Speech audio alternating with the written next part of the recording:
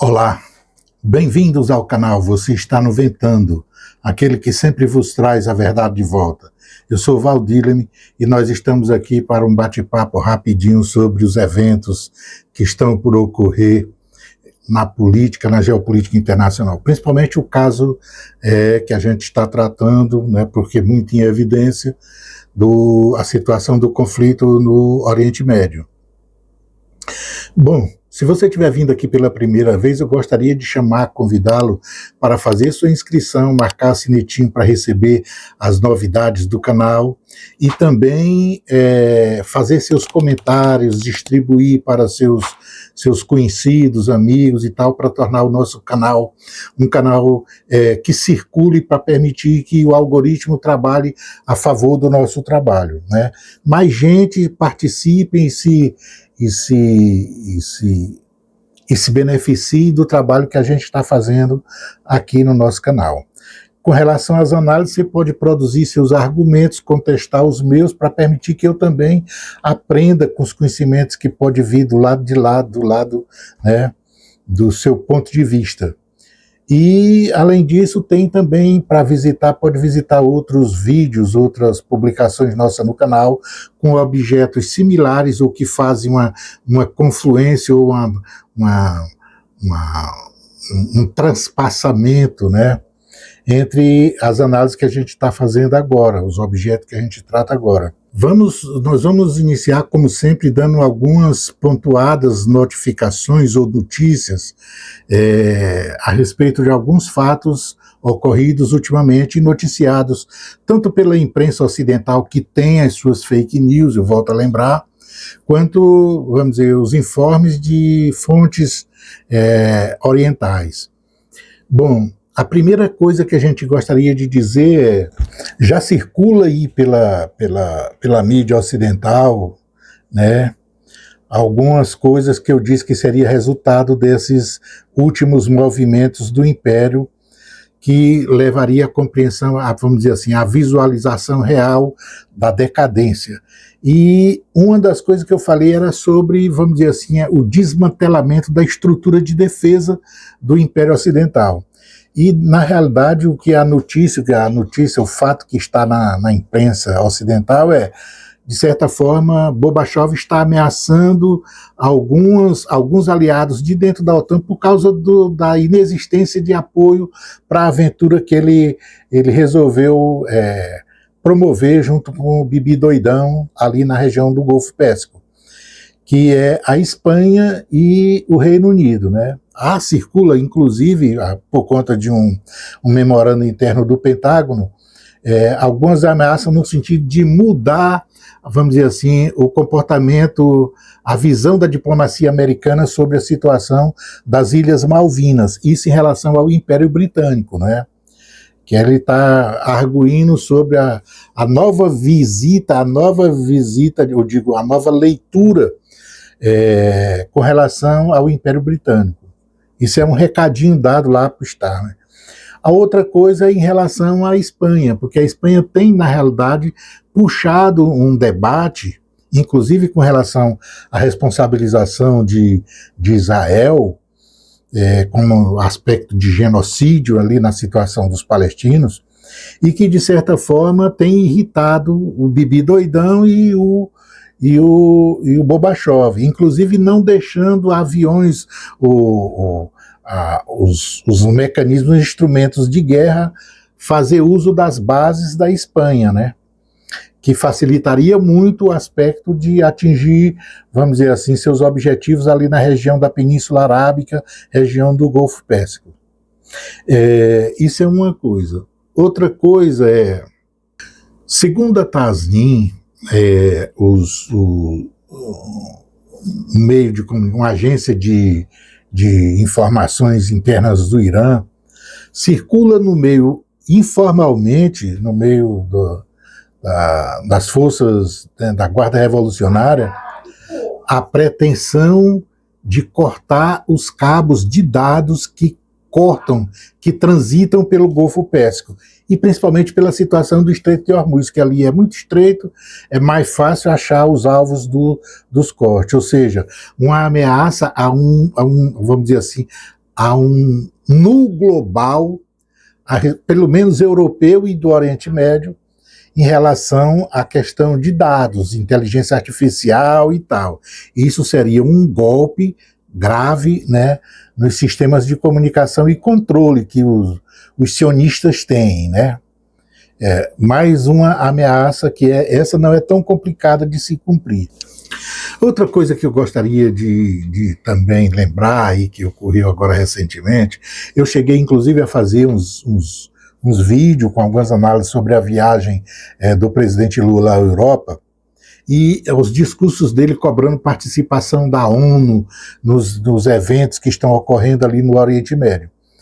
E agora, recentemente, para confirmar, simplesmente para reiterar a minha percepção, a minha compreensão dos fatos que eu elenquei nos vídeos que eu estou citando, o Conselho de Defesa dos Direitos Humanos da ONU, ele, na realidade, fez um apelo à União Europeia para que promovesse um cancelamento ou uma suspensão das negociações dos acordos comerciais que a Europa tem com Israel. Eu cheguei a falar disso com a própria iniciativa da Espanha, mas agora há um apelo da ONU, né?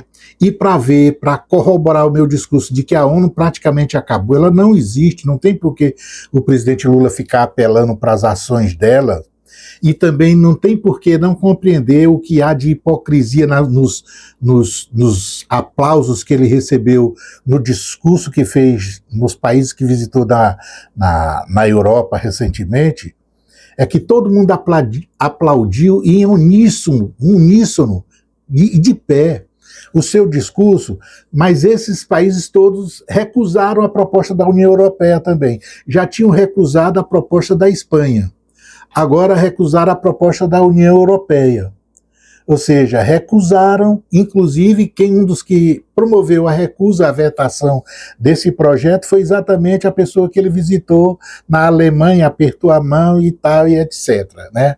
Ou seja, a União Europeia está tudo muito bem com as bombas que estão caindo ali na cabeça dos palestinos, como eu costumo dizer. E isso é importante, porque agora foi um apelo de uma instituição que está morta, que ninguém escuta, que ninguém ouve. É a ONU. Isso para deixar registrado. Outra coisa, e isso é mais importante, que isso diz respeito diretamente, vamos dizer assim, às próximas horas, o próximo futuro do conflito que está ocorrendo ali no Oriente Médio. E o que seria? Ora, estava agendado agora, o dia 25, hoje era para ter ido o grupo de negociadores americanos lá para o Paquistão para uma tentativa de nova reunião com representantes do Irã. Só que essa reunião foi cancelada. Acabo de ver a notícia aqui que Gorbachev pediu que os seus negociadores não viajassem 18 horas para chegar lá, sentar e não ter o que negociar. E aí ele colocou a responsabilidade disso no Irã, disse que o Irã está passando pela dificuldade porque seus interlocutores lá estão divididos, não chegaram a um consenso e tal, mas ele não vai tomar nenhuma medida drástica, vai ficar aguardando um telefonema. A verdade dos fatos agora. A verdade dos fatos é, o Irã já tinha dito para o Paquistão que o Paquistão ele não ia sentar com os negociadores americanos. Eles não iam sentar. Então, transferiu ao Paquistão uma carta de exigências. E aí foi o chanceler, o ministro de Relações Exteriores do Irã, visitou o Paquistão, se encontrou com o representante, inclusive o ministro da Defesa, que estava produzindo alguns contatos com os americanos, e deixou com ele um recado lá para ele passar para os americanos. Ou seja, enquanto os Estados Unidos já estavam mandando o pessoal subir no avião para ir ao Paquistão para negociar, o Irã já foi dizendo que não ia sentar com ninguém e que as exigências dele para abrir uma negociação, qualquer que coisa, era aquelas mínimas condições, e passou para o Paquistão. O Paquistão entrou em contato com o governo, os representantes iranianos entraram no avião, foram para Omã e depois foram para a Rússia. Ou seja, eles estão numa viagem. O Gorbachev pensou que ele estava indo lá para o Irã, para o Paquistão, desculpem, para sentar com os americanos. Ele, não tem esse negócio de sentar com os americanos, não. Já estava dito que não ia sentar. Entendeu? Nossas condições é essa aqui. Quando você resolver elas, aí a gente pode passar. Mas continua sentando com o Paquistão, não é com os iranianos. Foi lá, deu recado, apresentou a carta de intenções, pegou o avião de volta, foi para Omã e depois foi para a Rússia. E aí o Gorbachev ficou sem ter o que dizer e está na sinuca de bico, e aí ele reconheceu que não vai escalar a guerra. Bom, colocado essas notícias, tem outras coisas, mas merece algumas análisezinhas interessantes, e eu vou fazer agora. Ora, primeira coisa, o resultado dessa aventura, que o Gorbachev entrou, mas o Bibi doidão, é uma coisa tão cabeluda para sair, mas tá muito emaranhado, uma coisa de aranha, uma teia de aranha emaranhada, que não tem como se desgarrar, que não sei dizer que está rendido, que é o que os iranianos estão querendo. Observem, o bloqueio do Estreito de Hormuz, ele não tem efetividade alguma, inclusive porque nos locais onde estão, hoje mesmo passou navios iranianos escoltados pela Guarda Revolucionária, ou seja, existia um equipamento da Marinha, da Guarda Revolucionária escoltando, que é o que disseram que tinham destruído, escoltando o navio do Irã. E não houve nada. A gente já chegou a comentar aqui, para a Rússia e para a China, especificamente, que é para onde vai o destino da energia iraniana, não tem nenhuma necessidade. O petróleo não para de ser vendido, a China não para de buscar a sua energia, e além disso, o Irã conta com a questão do Mar Cáspio para dirigir qualquer tipo de suprimento comercial através da Rússia. Ou seja, não existe nenhuma pressão de fato econômica, esse bloqueio que está sendo feito pelo Gorbachev. Não existe. Já por outro lado, o bloqueio que é conduzido pelo Irã em resposta a essa ação americana, esse está esfolando a Europa e os aliados americanos, inclusive os que estão ali na Península Arábica, que precisam transportar a sua energia porque está secando o pote e precisa receber a comida, porque depende da importação para o seu dia a dia local. São os seus suprimentos, né, de proteínas que precisam entrar. Então, esses estão numa situação difícil. Isso quer dizer, segundo os relatos que está saindo agora pela imprensa oriental, a situação da economia do Irã está até melhor do que estava antes do início do conflito em 28 de fevereiro. Ou seja, a situação econômica melhorou. O que pretendiam fazer, que era um gargalo, um aperto na economia iraniana, a guerra não serviu. A outra coisa, derrubar o governo, quebrar a unidade interna do Irã, produziu o contrário. Existe agora uma unidade cimentada entre a população iraniana e os seus dirigentes políticos. Então, foi tudo por água abaixo. Agora o Ocidente está com um prejuízo, uma conta para pagar, um pepino para resolver e uma rendição que não consegue achar caminho para evitar.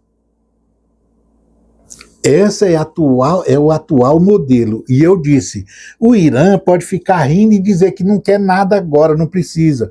Os Estados Unidos, para não ficar numa situação pior, já disse que não vai intensificar de volta o conflito. Por quê? Porque ele não tem nada militarmente que possa mudar essa realidade. Ao olhar para o tabuleiro, qual é o recurso militar? O que é que pode provocar uma mudança do que está já desenhado? Não tem nada militarmente que pode produzir isso. Esse é o trágico. Nada pode mudar a realidade que está ali. Quanto mais o tempo passa, mais o Irã se beneficia, mais pressão ele vai botar na mesa para negociar. A situação ficou inversa. Então, veja só, nós poderíamos agora iniciar um processo de compreensão sobre os aliados americanos e sionistas e dos sionistas que estão ali na região da Península Arábica, que vão passar a viver uma coisa muito perigosa. E eu estou dizendo isso por quê? Porque o próprio sistema de comunicação ocidental, os sionistas e tudo, que constrói as mentiras dos fatos para permitir uma realidade fictícia, desmobilizadora, começa a falar de algumas coisas que é extremamente perigoso. Mas eu já tinha previsto isso nas minhas primeiras análises. Vocês podem fazer uma visita nos outros vídeos que a gente trata dos assuntos relativos a este conflito, e lá eu tenho um capítulo que eu trato especificamente da situação dos árabes que são aliados do Império Sionista. E a partir do Mohammed bin Salman, o herdeiro do trono saudita, a coisa já está mudando de figura. As posições já estão começando a ficar diferentes para Israel e para o Irã. E para Israel e para os Estados Unidos. Em que sentido?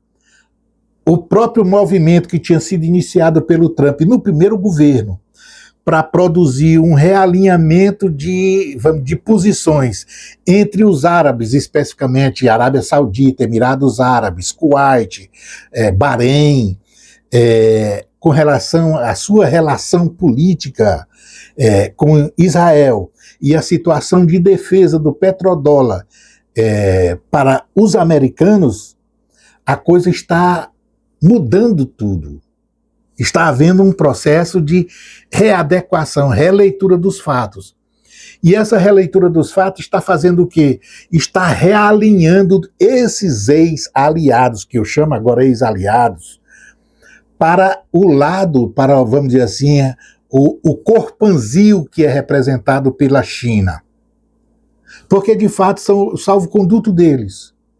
Eles precisam se imaginar agora não só como ter defesa, mas como ter um discurso para permitir que não sofram retaliação de seu próprio povo internamente. Aquilo que pretendiam buscar e alcançar dentro do Irã, que seria uma revolução popular para derrubar um governo que lhes é adversário, é exatamente o que provavelmente pode ocorrer com esses países, com esses Emirados, essas fronteiras artificiais da Península Arábica. Sem falar do risco de alguns que pode até desaparecer, que é o caso do Kuwait, porque o Kuwait é território iraquiano, não é?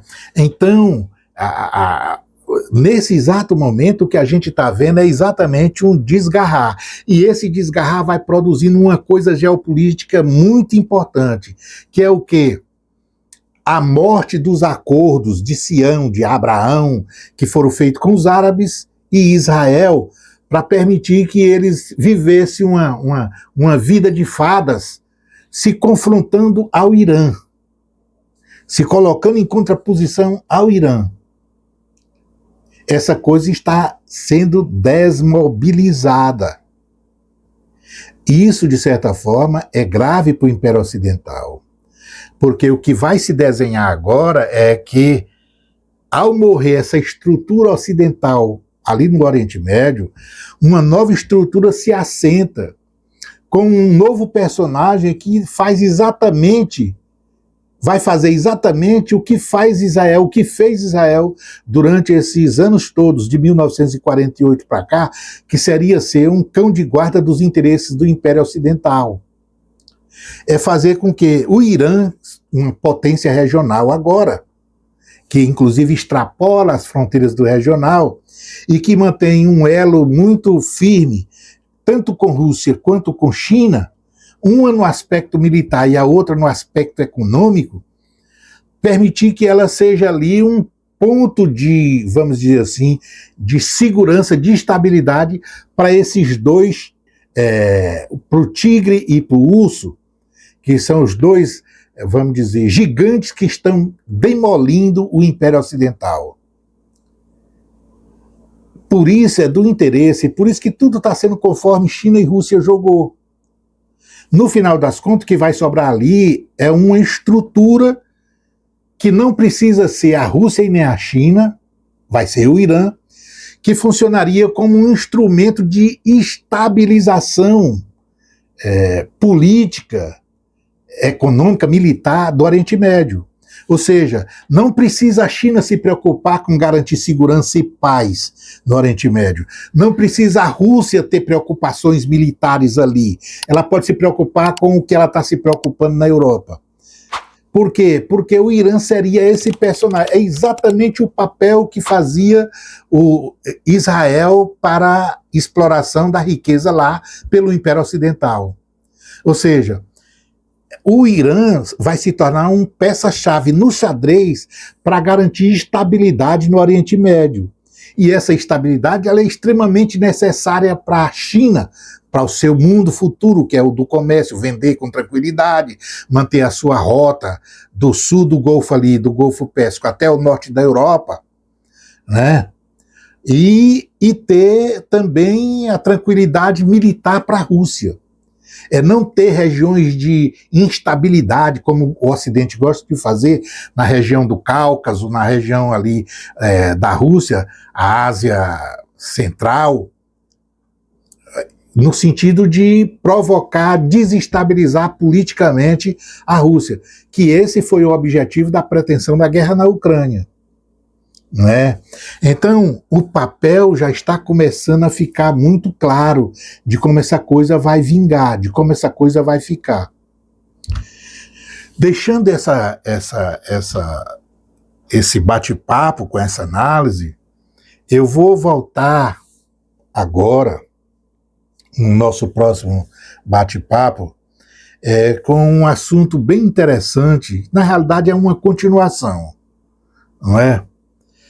Para fazer uma leitura de todos esses eventos que ocorreram para o Império morrer, na posição do Império. Eu fiz toda essa leitura colocando o conjunto, entendendo, eu já disse, nós trabalhamos com aquela perspectiva de que temos que compreender os fatos, entendendo todas as variáveis que podem interferir ali e que estão ocorrendo, a sua vida está em evidência, mesmo que geograficamente não estejam ali, na área do Oriente Médio. Mas a gente sabe que são operações concomitantes que vai influenciar aquilo ali. Nesse sentido, eu vou tentar iniciar, a partir do nosso próximo programa, uma leitura a partir da visão de quem está no papel do imperador, o cidadão que está sentado na cadeira do imperador. E isso não é só do Bobachoff. Na realidade, eu vou tentar trazer o pedaço da história que trouxe a tragédia imperial, né? Talvez é o primeiro mandato de Bobachoff para cá, para permitir que a gente veja alguns fatos que, se tivessem sido diferentes, como diz a Barbara Tuchman, essas coisas teriam trabalhado pelo menos para prolongar um pouco a vida imperial. Por quê? Porque os impérios todos os impérios morrem, a gente não se engana com não existe essa coisa não, né, de não morrer, porque a tendência deles todos, vai chegar um momento em que a corrupção interna vai produzir esse resultado danoso. O que os imperadores sábios costumam fazer é adiar para que no seu período de vida, na sua condução, aquele império, ao invés de cair, ele na realidade continue florescendo. Né? Mas isso só ocorre se esse imperador, se esse condutor, ele tem a percepção, ele faz a leitura correta, ele aprende a lidar com as contingências, né? Com as urgências, da forma que é exigida, para que a história não sofra seus cataclismos, né? E aí a gente vai dar uma olhadinha e ver aonde de fato tudo desmoronou e apressou. Beleza? Eu vou deixar vocês aí e vou pedir que vocês façam suas inscrições, marquem a sinetinha, divulguem, promovam seus comentários e tal, e escutem o Double Playboy. Beleza? Um abraço.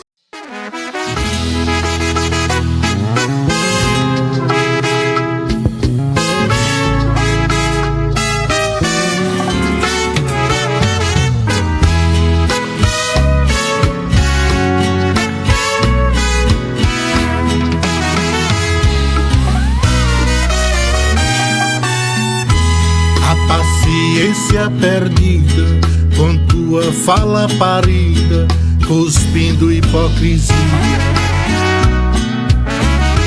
Jogas o lixo na rua, sonegas, desvia a tua, jeitinho é sabedoria. A invenção de milagres, venda de fé a muares, transitas na heresia. Se não vives o que prega, disponibiliza a prega, sobra em ti apostasia. Agora vens arrotar, que és contra a corrupção, dizendo-se um patrono, fingindo indignação.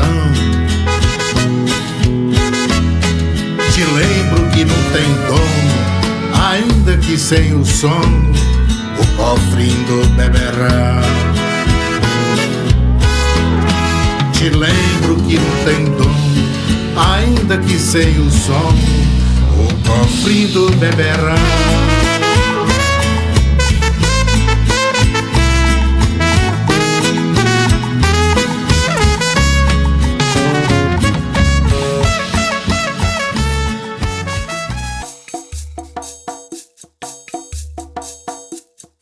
Lara, lara, lara,